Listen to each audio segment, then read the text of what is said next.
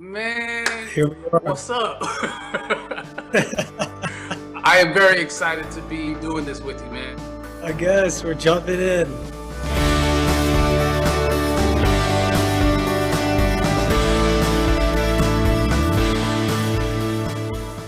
Been watching you for years, so this is really quite an honor to join you on Actors today, man. So this is gonna be a good time for me. Thanks so much, man. I feel the same. At what age did you decide to become an actor? You know, what was it that did it for you? What piece of work was it, or was it somebody in your life that influenced you to do this? I was in university studying to be a painter, an artist, and a visual artist. And I think I was feeling a little limited, or else just not finding my voice. And I started getting interested in photography and then in film. And I went to the university and I said, hey, how come you guys don't have an acting class for filmmakers? Because I thought it was crazy that directors weren't being taught about acting. And I went to the university so many times and annoyed them so many times. I remember this woman, she looked at me and she kind of was a little snappy, and she said, you know what? I appreciate your perseverance. And she started the class. She's like, if you can get 6 people to sign up or something like that, start this acting class for directors. My big plan was if I could get work as an actor, then I could probably get a job as a director, because at that time it was, making films, putting together films. It was really tough. But what about you? You were a professional football player. That's an unusual route as well. You know, I played football, sports, and all that, but really, I was huge into painting and drawing as well, especially in high school. And Miss Tremonte, a teacher of mine, told me that I could get a scholarship for painting, for art.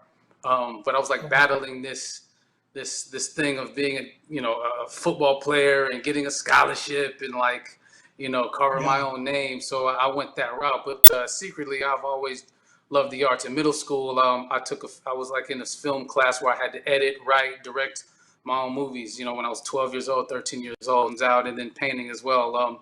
Was a soothing, sort of calming, meditative, tranquil event, a process that I really enjoyed. It kind of it calmed my angst. It calmed my, whatever what teenagers go through. And identity and all that. It really gave me such a calm and a peace that I loved doing it. And then I kind of lost it once I went to Morehouse and really embraced fully the football player. Then as I started to gain some notoriety in my abilities as a football player and making headway and breaking records and all that kind of stuff, that it's a possibility that I can make the NFL.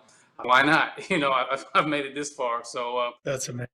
When you look at roles, when you read a script, what is that process like for you? Is it because you've worked with some of the greatest, filmmakers ever, Fincher and Terrence Malick, to name a few. So is it script director?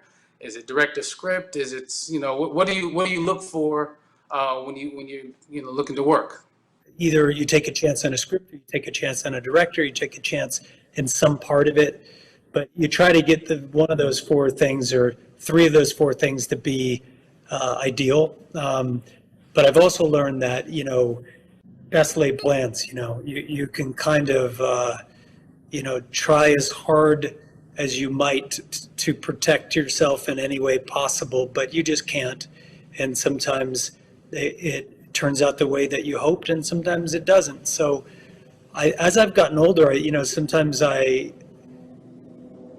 do consider being a little less precious about things. Is there any fear or worry when you do read something like a Dallas Buyers Club or something that comes across your desk and you're like, oh, the asks of me are going to be, maybe you don't across these kinds of scripts every day. This is going to be challenging for different reasons. And does it ever scare you to where you've almost said no to it that you ended up doing?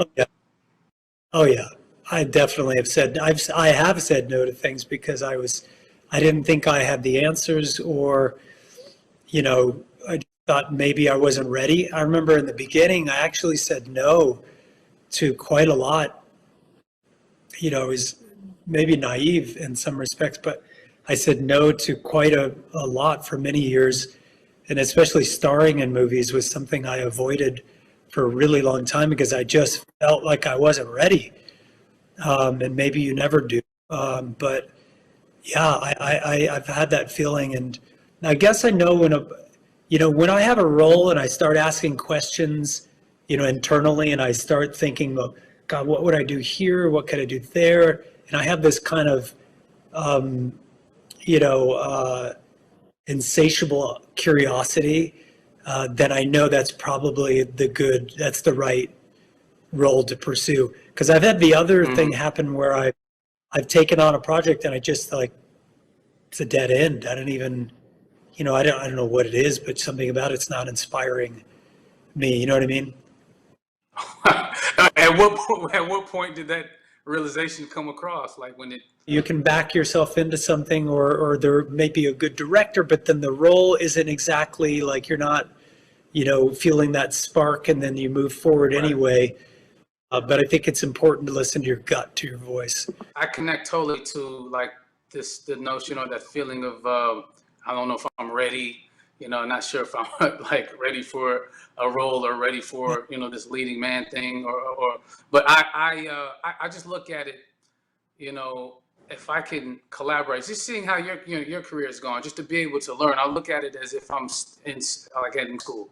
I'm really trying to learn all that I can from these great collaborators that I've been able to work with, and knowing that as I grow in this and as I become more confident and look to do more things that scare me, to always keep that, to always have uphold that enthusiasm, that love about the process and about the collaborative factor. That the best idea in the room wins. Obviously, it's not always like that, but when it is, I think it's a special thing, and you hope that the movie is reflective of the experience. I guess I can't say what I really want to say, but holy guacamole, what a performance. I just have to say, I think it's one of the best performances I've ever seen. Malcolm and Marie was just, you're absolutely on fire in that film. And there's something about seeing somebody completely lose it that's just maybe the most enjoyable thing to watch on film. First of all, you guys shot on film. It's black and white.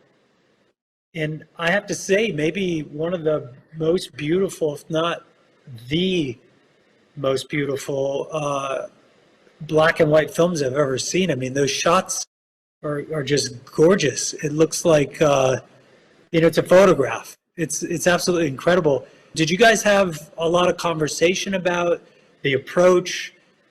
Because it was so specific and the shots were so specific. When I found out they were shooting it black and white, I got really excited because I'm just thinking about the historical value for African Americans in black and white film, and we haven't seen it in a long time.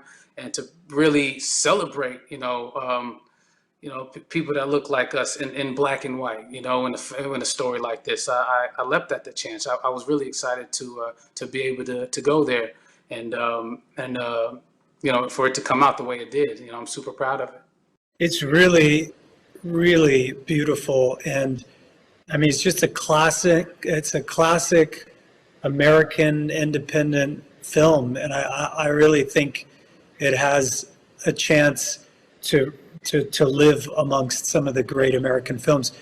It was just, I was struck by its originality, its inventiveness, its pace, its kind of emptiness and silence, which is always something that we all forget about so easily. That's the strongest note you can play is nothing. When you get your Oscar nomination, I'm sure they're going to play that moment. It's when you tell her that you love her. You tell her that you love her. And it's so simple and so pure. And, you go from a guy who's in histrionics and ranting and raving and is on 12 to just, you really arrived at that moment. That's what this all is about. Your whole speech about fake films. You just need a reason to be needed. Because if I don't need you, then what the hell am I doing with you,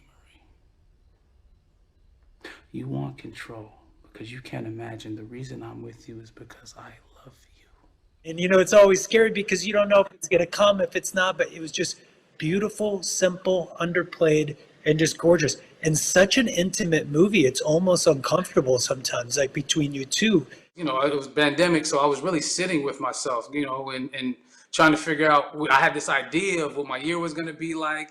I had it all mapped out, and obviously just coming to a halt and living in the unknown. And there's something about sitting with myself, to me, that maybe helped me develop this character even more. Wow, it blew me away. Just really just a master class in character and nuance. It was beautiful. I saw the for sale sign. That was for another car. Got a lot of miles on it. You a salesman? No. How's the trunk space?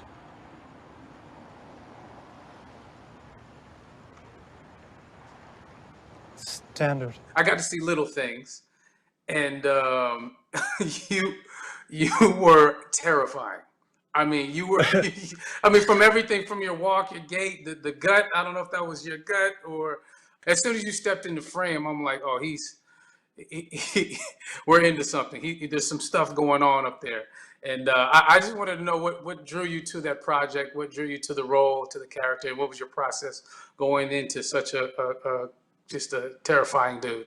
I really loved John Lee Hancock's movie, The Founder, with Mike Keaton. And, I read the script, and it's funny, I originally said no. I didn't think it was the right thing to do. But John and I met, and I was just taken with him. I thought he was just he's a phenomenal writer and a director, and I liked his take on it.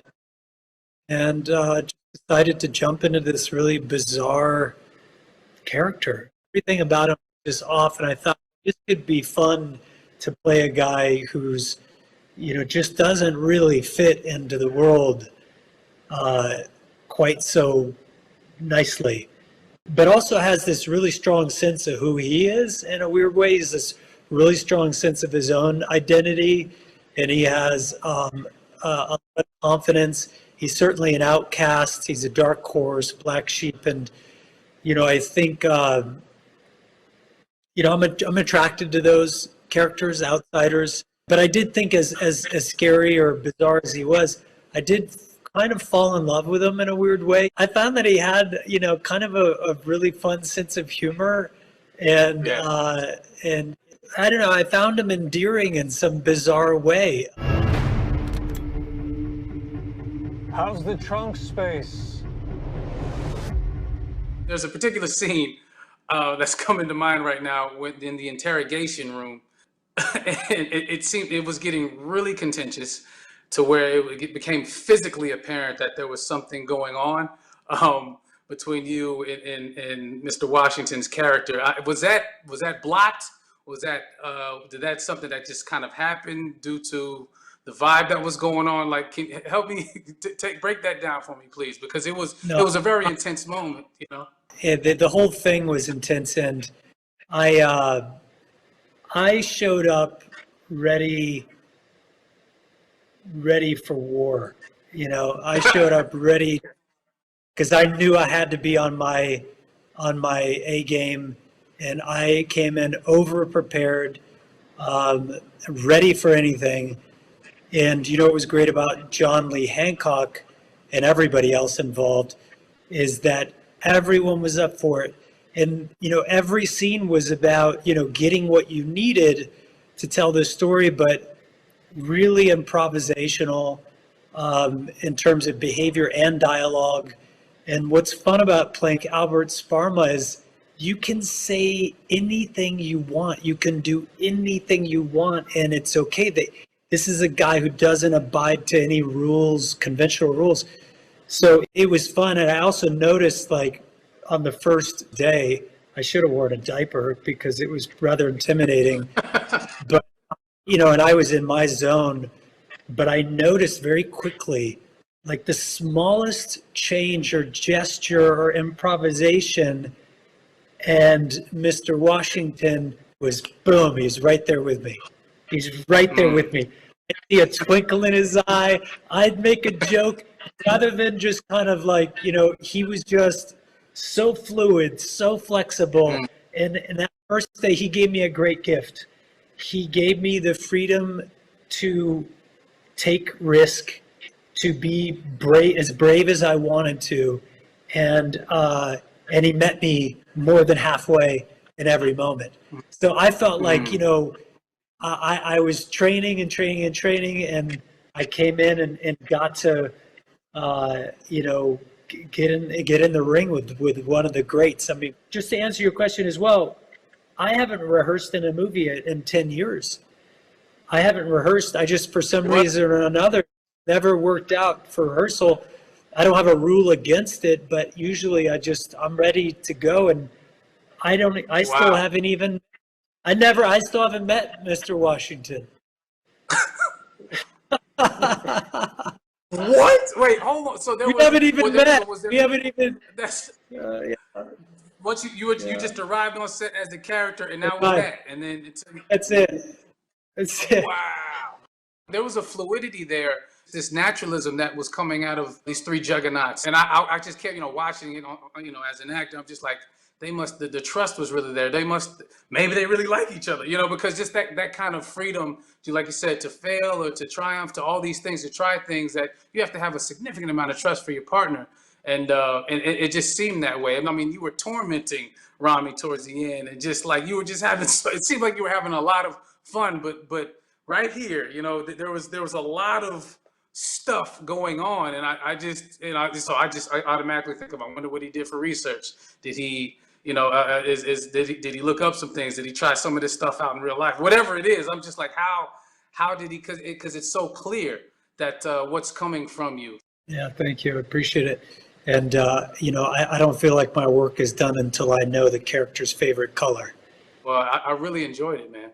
What did you guys do on Malcolm and Marie? Did you do extensive rehearsals and like improv and rehearsal and write down the dialogue? Because it seemed so personal and so specific.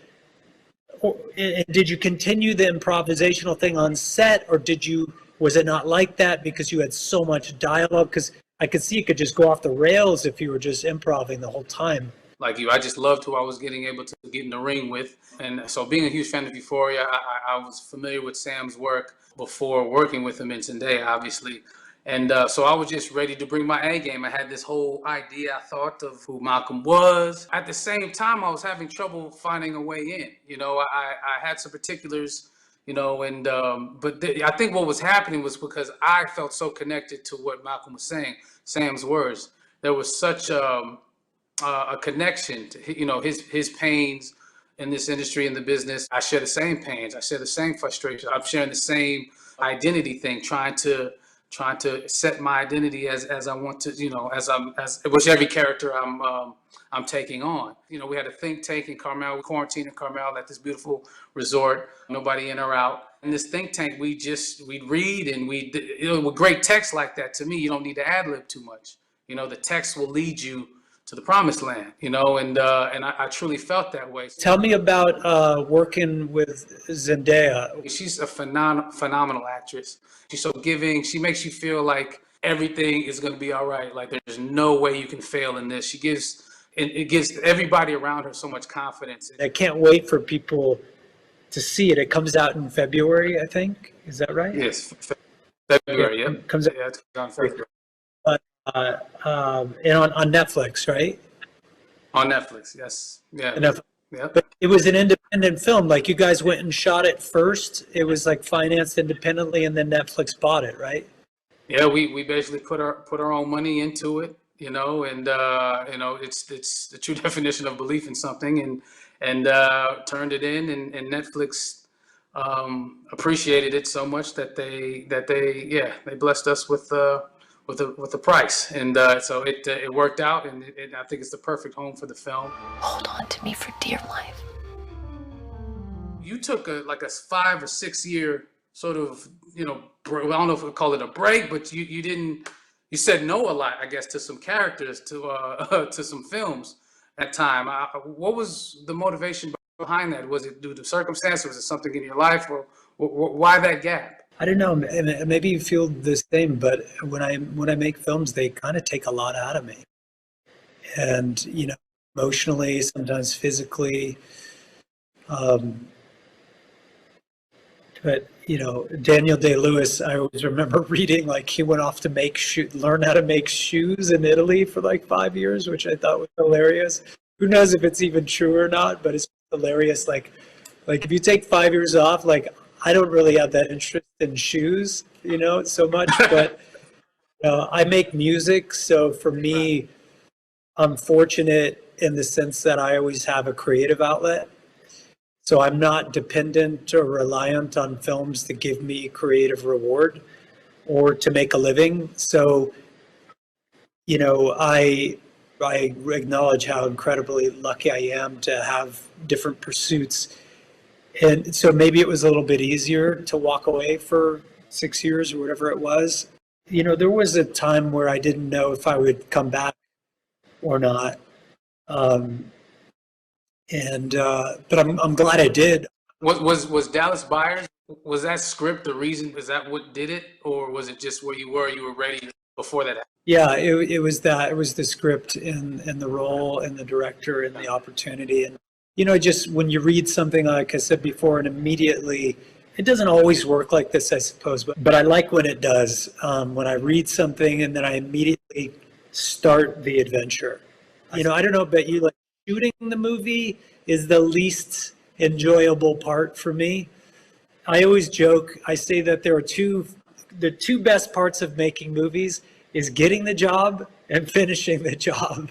And I like the character build, the discovery. I actually like the time that I spend the investigation. I do feel the same way. I do like the investigation, the preparation, the back and forths in my own head about the guy, about the character before going in, and then it's all just like one big anxiety-driven, nervous tornado of an experience, trying to putting all this pressure on myself, and then when it's over, it's like, oh, all right, I did that. But I have trouble watching myself too. I don't know how you are. Do you watch your own films? Do you ever circle back? Do you watch scenes, or it's a great question? No, it's a great question, and I always want to ask other actors this, but I never really have the opportunity because I don't watch myself at all. Like I don't look at. I never saw one single. I saw still images from Dallas Buyers Club, but I've never seen a scene or a playback. I don't look at playback on set, and when I stopped doing that. Like years ago, I had a movie that I saw other actors running to the monitor after the take. So I would go, and then you start getting like kind of hooked on it where you're like, wow, that's interesting. Or, but I found for me, I needed to stop that to be free. And I had a lot less anxiety when I didn't do it. And I don't know about you, but I just like making movies can be so stressful. I get worried a lot about, being good enough and this or that, or did I get that one moment I wanted to, or this ad lib or that thing, or, I've been trying to practice, not being so attached to the outcome of things and really just, doing the best I can. That's enough. But I don't look at the mirror. I never saw Albert Sparma, except I just saw the poster. So that's the first time I've seen the character. I don't even look at the photographs that they see. I ask somebody else to look. You don't kill I don't like to kill the stills? Or no. Wow. No. Wow. I'm just like, wow. I can't do it. I can't do it. I can't. But wait a minute. What I'm learning how to cut out stressful stuff. But what about, but like certain, action sequences, think of Suicide Squad where you have some stunt work or even Thin Red Line, like, is there any technical aspects that that may be You know, benefit from looking? I do have directors. I have directors that sometimes want to show me something, and I remember Fincher actually will do this quite a bit because I think some things sometimes you can explain things easier. And I remember probably on Fight Club or Panic Room, you know, going back and wanting to see because you're so excited because you're like, it's David fucking Fincher. Excuse my French. It's, you know, frickin' Fincher. So you kind of like looking at every frame is just like, oh my God. So you want to peek, and I was younger. But now I just, you know, if I was directing the film or editing, of course, I would, you know, be investigating and looking at every single second. And I do that when I, you know, am doing other things like music videos for the band, which I usually direct them. So I'm editing and I look at myself, and it doesn't bother me in the same way. I just want to be, I want to be 1,000% absolutely totally free. But maybe, you know, I got to say, John David, maybe I'm stupid because maybe you learn a lot. Like I don't even watch my movies, and maybe I'm just the dumbest guy in town because I should be watching so I can learn. Maybe I should start. I don't know. I personally think you should continue. Just do what you've been doing, please. Do not change. Don't change a thing. You're not shooting the bullet. You're catching it. Whoa. So, Tenet, you worked with Christopher Nolan. You made this crazy film. Maybe you can tell us a little bit about the experience and what that was like.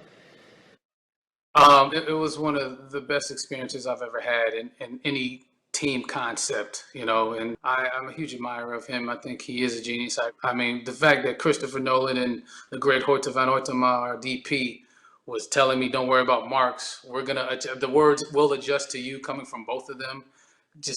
I just, you know, I'm like, are you kidding me right now? This is insane that they're telling me this, that they were embracing a freedom, you know, of performance and just letting us get after it however we see it. You have a film, Morbius, coming to theaters soon. Can you tell us about, you know, what that was like, that experience, why you chose it, what drove you to it? You know, it's a big, fun movie filled with action, and I was really interested in the role because it's a brilliant doctor, a researcher who starts off trying to find a cure for a very rare disease that he has and about 1,000 other people in the world have. You know, I was interested in this role because he goes on this journey from dying to finding a cure for this disease and becoming incredibly healthy, and then having things change in a way that he becomes monstrous. So it's a bit of a Jekyll and Hyde, which is of course just a classic role. And but it was hard for me in some way because Dr. Michael Morbius is a little closer to the way that I talk and the way that I behave. There's something quite nice about that, and the intimacy of sharing who you are with audiences. So Morbius is I'm really excited about that one. It's a Marvel character coming out in you know, either the spring or summer, but it was a fun one. This would be a cure. I think it's the first time I've ever starred in a big movie like this in my entire career, so it was a new territory. I generally hide out in the shadows.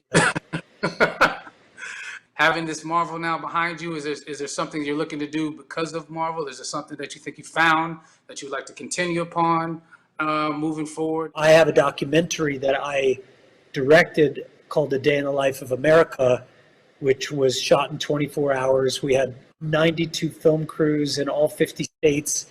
We shot 24 hours the story of this crazy world we're living in. This is pre-pandemic, and it's highly politically charged documentary that takes a look at, you know, this wild world that is America. And then I'll do Gucci, and then off to do a movie that was a childhood dream of mine. We've been working on a reboot of Tron for about 5 years. Ooh. Doing Tron, yeah, we're doing Tron. And that's what I love about what we do, though. There's so much, this art imitating life art. The craft has given me so much in the process of getting to know a character I'm playing and researching and finding out all these things, or the locations you get to go on. I got to do a movie with Christopher Nolan, and we were in like 7 different countries, and I got to go to India, which I never think I'd ever be able to go to otherwise. And I just had like this spiritual awakening, and I just connected to the people so much. And I'm just like, wow, this is what the job gave me. This is what acting gave me. These experiences, these global experiences to connect with people, and that's why I love films. I really hope that you get the nomination for your performance. I think it's an easy one to celebrate. It's just a beautiful thing to have that documented, that performance. I look forward to working with you. I didn't know I was gonna say it first. I hope to God that we get to work together, man, to get in the ring with you. We're gonna speak it into existence, man. It's gonna happen. It's definitely gonna happen. Definitely.